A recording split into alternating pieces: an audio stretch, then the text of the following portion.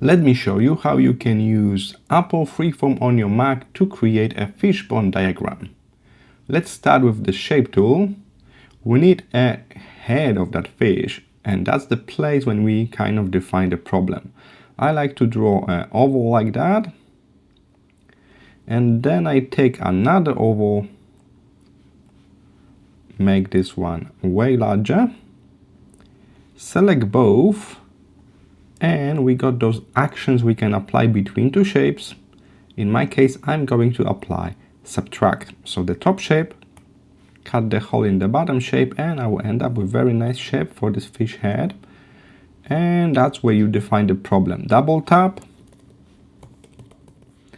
and you can write it down.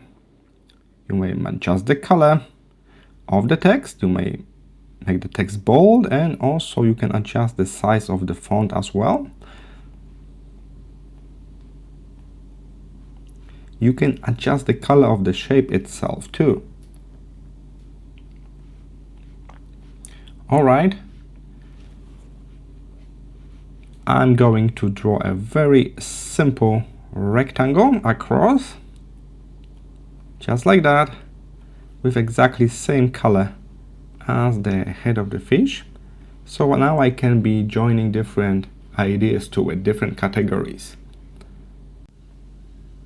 To do that, you can simply use the line tool. Go with the line, join the line to this main bone, like that, with a bit of angle.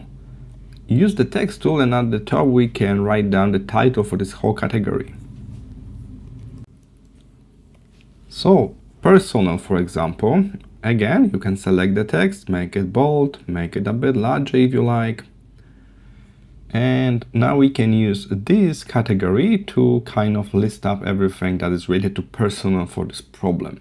So again, you can use the text box and simply list this here like a bullet point list. All right, and with list like that, we can now align that to the left. We can make it into bullet points if you like, or just keep it as a simple list like that. And then you can use a bit of space bar to make those adjustments to align with your line. And you got persona finished. Now you simply copy this whole thing, those three elements, title, the line, and all of those details, Command C to copy, Command V to paste, and then you can start making another bone. And if you need another one, as you may guess, at the bottom part, it will be rather similar. We simply need to shift the angle a bit to match it from this side.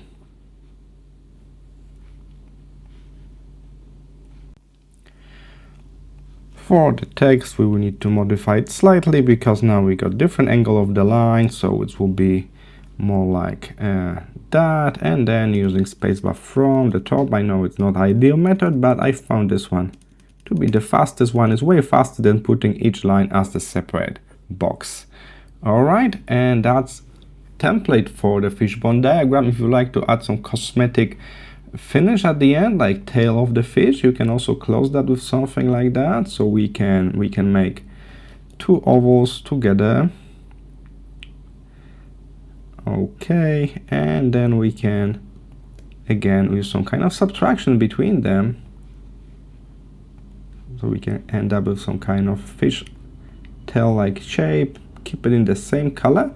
As you may notice, I did not unite those three shapes. Why? Because I can now keep expanding this if I need. I can make this line longer, whatever I need, and keep adding stuff, or other ways around, I can make it shorter as well.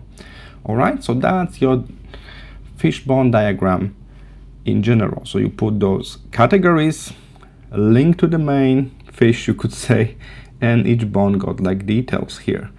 So the trick is to split it into certain bones. Don't mix it up together. So then you can see it as the separate entities here, pointing to the same problem. So for example, you got personal, maybe this material here, and then you will kind of list up different supplies that you need for this kind of project. All right, so that's what it is. I hope this was helpful. Remember, you can always click File and export this board as PDF, or you can snap a quick screenshot of it, and the zoom level matters. If I zoom out, I will have a lot of white area around my diagram, so don't forget to zoom in exactly to the view you like, and then export this as your PDF. I hope this was helpful. See you in the next one.